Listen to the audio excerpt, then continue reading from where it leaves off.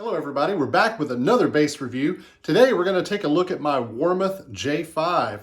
So let's get started. So here it is. You've probably seen it hanging on the wall in other videos along with the bass next to it. These are the last two basses to review and they're kind of linked. This bass, which we're going to review last, has a long story. While this bass was being made, this bass got built. So I built this from Warmoth parts. I ordered the raw body and raw neck, and I ordered all the pieces and parts and used some stuff that I had laying around and built it. So the body of this particular bass is black limba.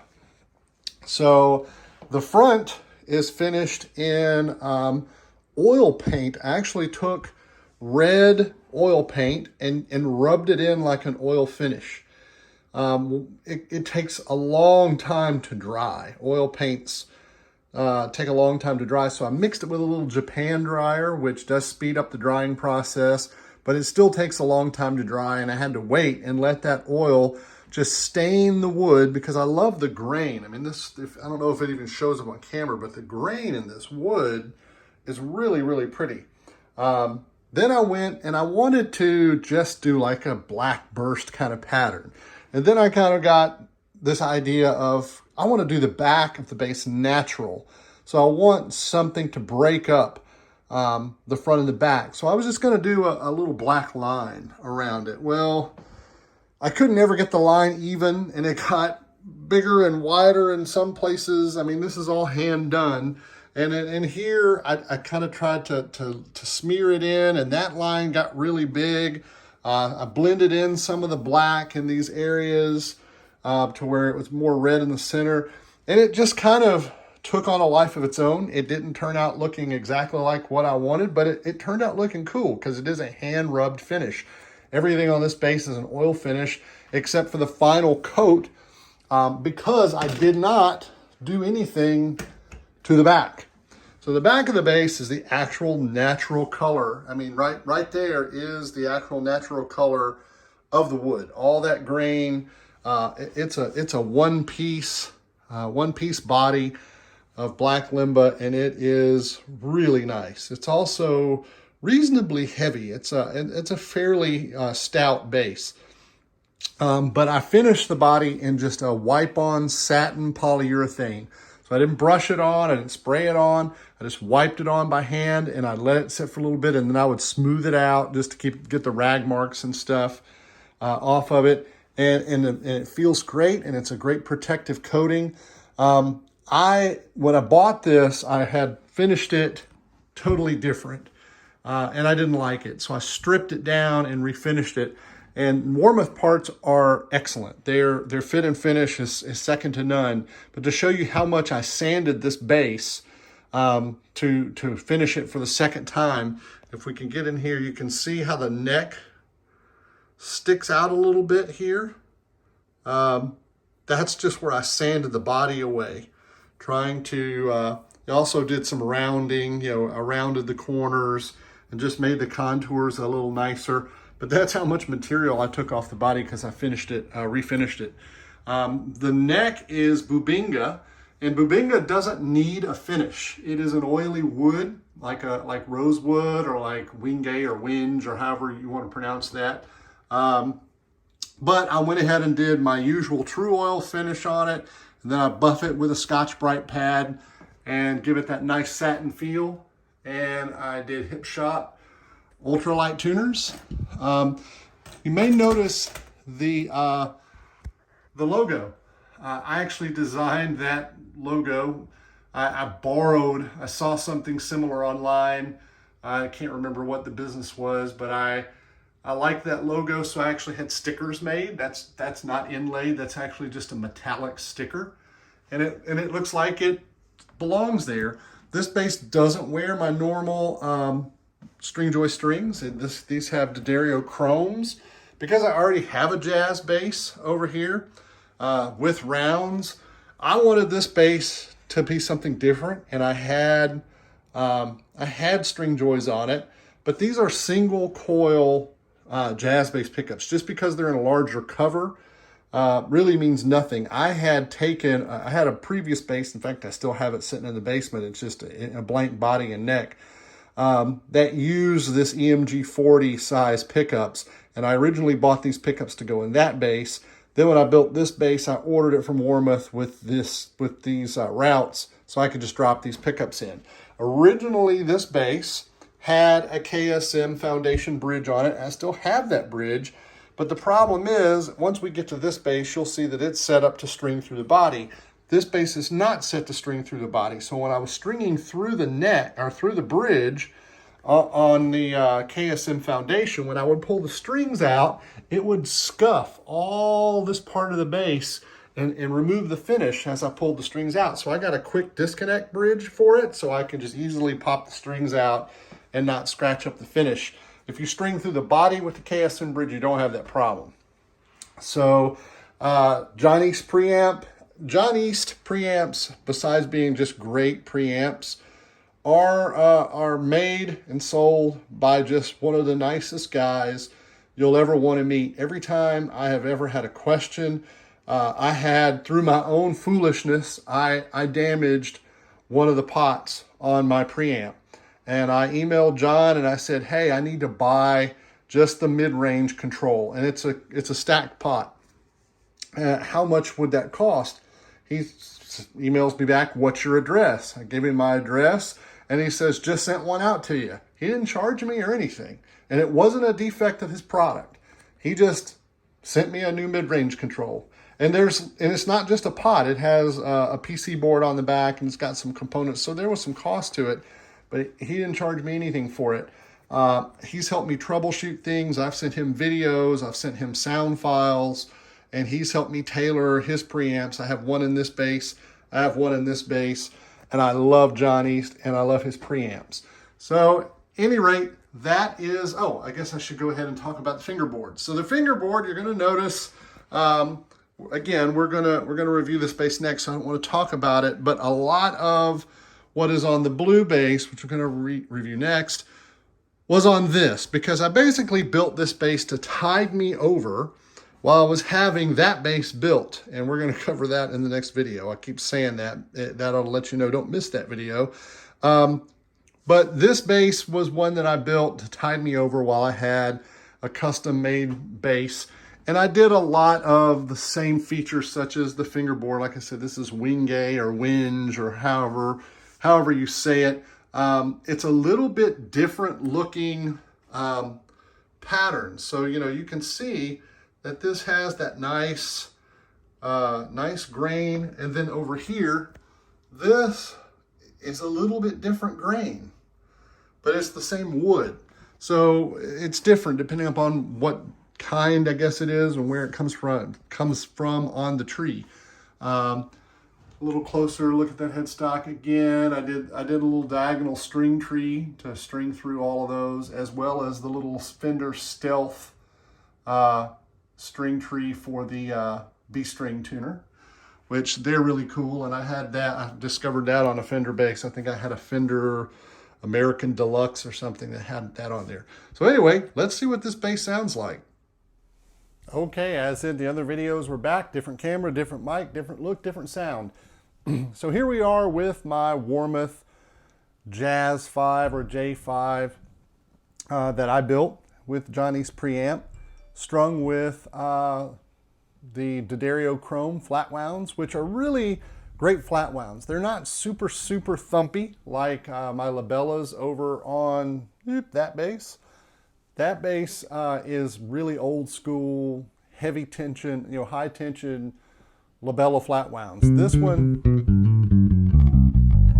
I mean, it's flats and it sounds like flats, but it's not quite as thumpy. There's a little more sustain and a little more high end on chromes. They have a really good sound. They go great on this bass. By all accounts, this bass should have been very dark sounding because of the black limba wood, which has a nice, supposedly, if you're into the tone wood thing. Again, I think a lot of it's snake oil, but I think there's something to it.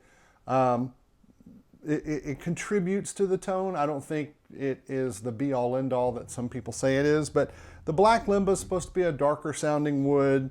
Bubinga is supposed to be a darker sounding wood, and the wingay or whinge or however you pronounce it, I honestly don't know, I'm probably butchering it, is supposed to be darker sounding. But this bass was always very, very, very bright sounding when I had even nickel wounds on it. So by putting these chromes on it, it gives it such a nice warm, just a nice warm tone. Of course, there's no fret noise. So the cool thing about the Johnny's preamp, and we'll talk more about it in the next review as well, I'm sure. This one is, and it's the same as the blue bass that we're going to talk about next. It is volume, balance, it is mid-level, mid-frequency, treble, and bass. And this is a passive tone control. And when you pull up on it, it bypasses the preamp. So that's preamp bypassed. And then it's not a whole lot different. I hear a little bit of extended highs when I kick on the preamp, but it's an actual real tone control. Here it is turned all the way off, even active. So it's a great tone control, and it works and it's a passive tone control. It works in active or passive mode. If you pull this knob and you put the bass into passive mode, all of these knobs, except for the volume and the balance, are off. They don't do anything. But these knobs, this balance and volume knob, have two circuits in them. They have the active circuit and the passive circuit. So when you put this bass in passive, if you turn the balance control or the volume control, it works just as it would in a passive bass. So you're still going to get that, if you turn the volume down or balance the pickups, it's going to do exactly what it does in a passive bass. It takes every piece of the active circuit out. So a lot of people are like, I don't want an active bass because if you're on a gig and your battery goes dead, yada, yada, yada. First of all, this bass is just a 9-volt system. The blue bass over there is an 18-volt system. The John East will run at 9 or 18 volts. If you run it on 9 volt and the battery gets down to probably 7 volts or something like that, you may have a little signal degradation or something, maybe if it gets down 6 or 7 volts. If you run it like in the blue bass over there, if you run the preamp in that at 18 volts, then probably you're going to have a whole lot longer battery life, because those two 9-volt batteries are going to take a long time to degrade down to where the preamp won't function properly. There's no switch or anything in the preamp that allows you to switch voltages between 9 and 18. It just runs anywhere from probably 6 volts all the way up to 18 volts, and it works perfectly. You just lose a little headroom. I typically run these preamps flat. Even though this mid-range control has a sweepable mid in the stack pot, in the concentric pot, the bass and treble also have settable ranges. There's just wheels inside, and I wish I could take the control cavity off. I guess I could take the control cavity off, but it's just a mass of wires in there, and the camera probably won't pick up much of what I want to show you, and you can always Google search Johnny's preamps and see what they have. But it's got some adjustments in there that you can change those frequencies and the width of those frequencies. There's also a pre-shape dip switch in there that will give you a more bass boost on the bottom end without boosting anything at the EQ. So it's a great, very flexible EQ to do whatever you want to do from modern to vintage. So let's hear a little bit of just the bass. Let me turn off the mic so it's not picking up the cab, and I'll play a little bit with the bass.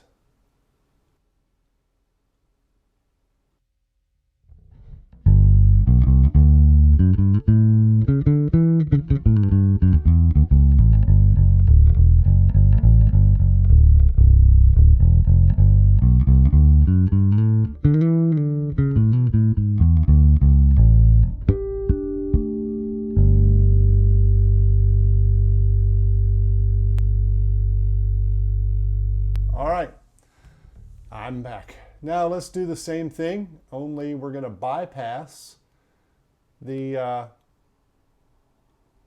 processing as we've been doing for the rest of the videos, just so that you hear the bass all by itself. So I'm going to dial that down here, and this is just the sound of the bass, no processing or anything. So let me cut the mics off once again and play a little riff here.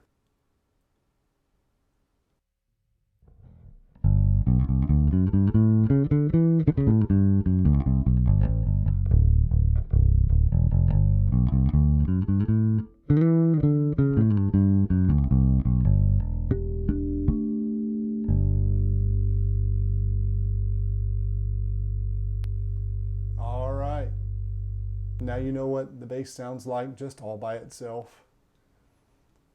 And we'll put this back the way it was. Sorry for having to do a lot of this routing manually because I don't have any professional equipment. I'm doing it all by hand. So that's it. That's the Warmoth J5. These the Warmoth basses and Warmoth parts are the highest quality I have ever owned. And I can say that even with some of the basses I have. These Warmoth parts are fantastic. The fret jobs they do are great. There's no sharp ends. Oh, one of the things I should point out about this bass, since we mentioned frets, is it has the smallest fret wire that you can order on a neck for a bass from Warmoth. I think this is called like vintage small or something. I can't remember the name of it off the top of my head. But it basically equates to something like, banjo wire or something. I had a Dingwall bass for a while, and it used mandolin fret wire, and I loved it. I love the little small frets. It just makes it makes it play better to me because you don't have that flex between the string, the string and the fretboard that you would with tall frets. I really don't like the feel of tall frets. Some people do. I am not one of them. But anyway, that is a review of this bass. I hope you guys enjoyed it. I enjoyed putting this thing together. I love building basses, and probably maybe one day if I ever retire, I may try to find some part sources and start doing hand rubbed finishes and stuff on basses that are unique. There is no other bass in the world that looks like this because I did it with my own hands, and it's very organic looking, sounds great, plays great, super comfortable. I love the body shape. In fact, I did some reshaping of the body, especially in this area right here, and that's another reason why I left the back naturals, because my arm sits there and I didn't want it to rub the finish off. So if it does rub any of the finish off, it's just going to be the wipe on poly, and I'll just wipe some poly back on it and it'll be good to go. I don't like my basses relicked, aka beat to crap. I like them to look nice, so I try to take care of them. But thank you guys for watching this. We're down to the last bass, one to go, the one you see hanging on the wall there, and that'll be the end of the road. So be sure to watch that one. Thanks again.